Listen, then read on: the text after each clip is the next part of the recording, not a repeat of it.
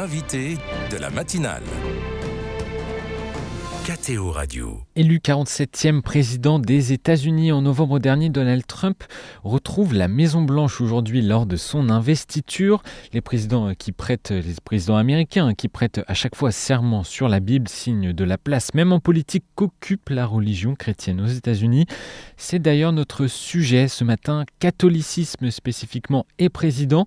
Que dit la foi des présidents américains sur leur engagement politique ? Massimo Fagioli, bonjour. Bonjour à vous. Merci beaucoup d'être avec nous depuis Philadelphie, d'ailleurs, où vous êtes professeur d'histoire des religions à l'université de Villanova, donc près de Philadelphie. Cette investiture de Trump, ça marque d'abord la fin du mandat de Joe Biden, qui est un catholique pratiquant, ce qui est assez rare, je crois, pour les présidents américains. Oui, Joe Biden a été seulement le deuxième président des États-Unis qui était catholique, après John Kennedy en 1960. Et il y a beaucoup qui est la même chose entre Kennedy et Joe Biden. Une foi catholique qui était part d'une culture américaine, qui était part du mainstream, middle class, ou d'un catholicisme qui essayait de devenir pleinement part de la culture américaine. Et maintenant, avec Donald Trump, il y a une révolution dans ce rapport entre catholicisme et culture américaine, parce que Donald Trump et son vice-président, ils vont changer radicalement la place de la religion dans la culture américaine dans un esprit de revanche. Et alors, il n'est pas clair qu'est-ce qui va passer pour les catholiques centristes ou de gauche dans ce pays. On va revenir sur cette évolution du catholicisme au sein du pouvoir américain. D'abord, si on reste encore quelques mots sur Joe Biden, quel a été, est-ce qu'on a pu voir l'impact de sa vision du catholicisme sur son pouvoir, ses décisions et ses choix durant son mandat ? Oui, je crois que ça était très clair dans son approche à la crise de la pandémie. Un très fort rôle pour les gouvernements, pour les pouvoirs de l'État, pour gouverner l'émergence. Dans un esprit de common good, la défense d'un vivre commun, Ouais. qui est part de l'esprit catholique. C'est assez plus compliqué quand on voit la politique étrangère de Joe Biden dans l'Ukraine et spécialement dans le Moyen-Orient et en Israël, où Joe Biden a été parti d'une tradition politique américaine qui est dans une différente vision du monde, dans une différente page dans le livre des relations étrangères. Et alors ça, c'était un problème pour les rapports entre Joe Biden et le Saint-Siège et le pape François. Alors c'est une vision bipartie, domestique, nationale et à l'étranger. Ils sont deux histoires différentes. On va revenir du coup sur cette investiture de Donald Trump à la Maison-Blanche. Vous avez parlé d'esprit de revanche. Qu'est-ce que ça veut dire, Massimo Fagioli ? Il y a un esprit de revanche parce que la question centrale dans la politique américaine depuis les années 60, 80, c'est les culture wars, les guerres culturelles. Quel type de famille, de sexualité, de féminisme, quel type de relation avec la modernité sociale. Et la religion a un rôle central. Et Joe Biden a été un président pour un accommodement, une approche libérale, adaptionniste à la modernité sociale. Mais Donald Trump et J.D. Vance, ils interprètent ces moments comme un moment où la religion doit avoir encore une place centrale contre le féminisme, contre le gender, contre l'avortement. Et alors, ça, c'est un fait politique, la relation de Donald Trump, mais c'est aussi un événement religieux parce qu'il y a un changement dans les milieux culturels du pays qui a été plus sympathique, plus proche à la vision de Donald Trump qu'à la vision libérale. Vous avez parlé de J.D. Vance, le vice-président américain qui est investi également aujourd'hui, qui est un fervent catholique traditionnaliste. Qui est-il Dites-nous en plus, Massimo. Oui, J.D. Vance est un étrange mélange entre Elon Musk et Charles Maurras. D'accord. Charles Maurras, oui.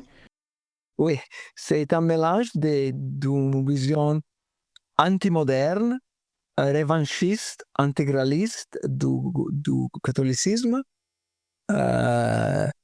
Augustin, Thomas d'Aquinas, mais aussi c'est une personnalité qui est l'incarnation de la fascination des nouveaux élites américaines pour la supermodernité, pour le techno-autoritarisme.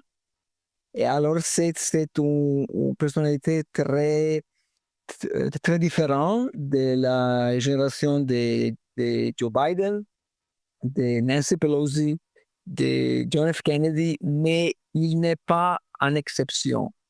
Il y a beaucoup de gens catholiques qui ressemblent à J.D. Vance. Et alors, c'est une histoire qui est plus grande d'une personnalité singulière. Il dit quelque chose sur la direction que ce pays et cette Église a pris.